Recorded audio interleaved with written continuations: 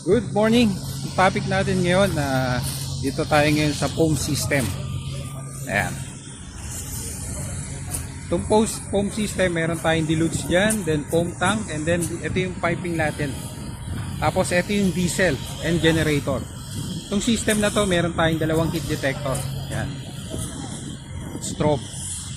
Then the second one, manual pull. Manual pull station.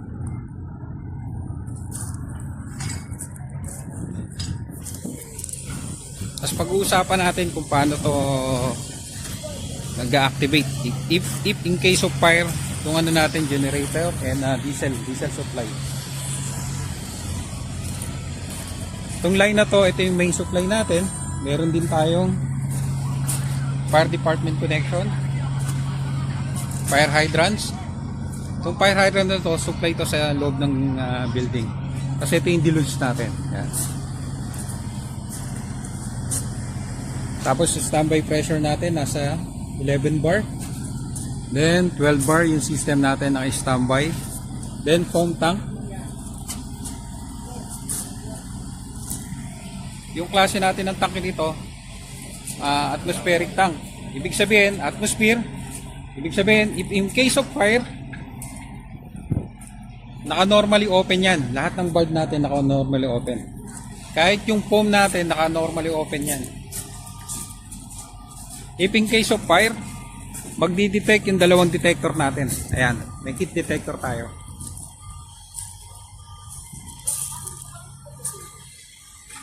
Yung heat detector na yan, number 1 and number 2, kailangan dalawa yung gagana. Pagka gumana yan, gagala yung mga strobe natin. Tapos automatic, gagana yung deluge valve natin. Ayan.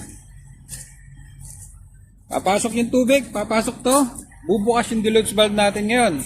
Then water and foam, magko-combine sila rito. Siyempre, atmospheric. Pag nag-flow ng water, automatic magpa-pop out yung foam system, yung foam solution natin. Itong Venturi, meron tayo rito 3% of foam and then water. Magmimix sila dyan. Tapos, magpo-flow siya rito. Yan. Tapos, ang magiging scenario natin dyan, lalabas na yung foam system.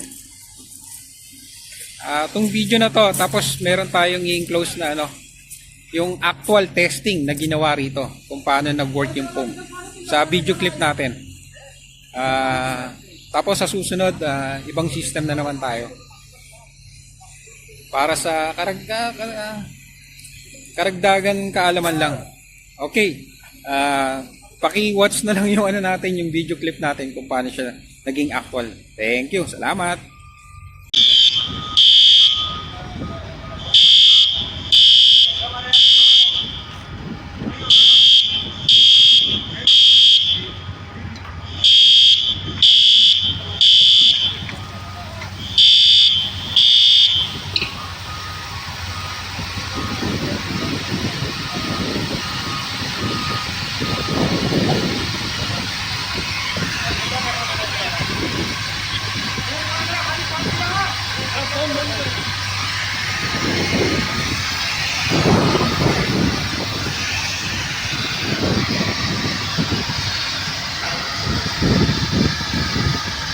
Malakas ang wind.